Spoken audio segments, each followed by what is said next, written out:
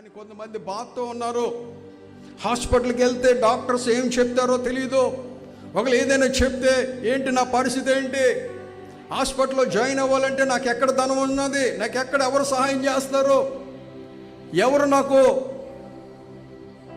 ఉపకారం చేస్తారు అని భయముతో బాధపడుతున్న వాళ్ళు కూడా దేవుని బిడ్డలు లేకపోలేదు. దేవుని బిడ్డలారా, నేను అలాంటి వారి కోసం ధైర్యంగా నేను చెప్తున్నాను. ఎవరైనా ఒకవేళ ఇనిషియల్గా ఏదైనా ఒక వ్యాధితో ఏదైనా ఒక డిసీజ్తో బాధపడుతుంటే మీరు బాధపడకండి. ఈ మాట ద్వారా మీకు ఆదరణ దేవుడు ఇస్తున్నాడు.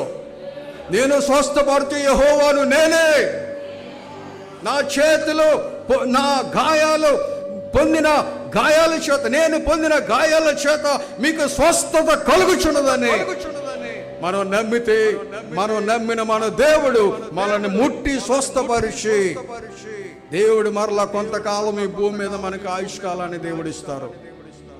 హల్లెలూయా.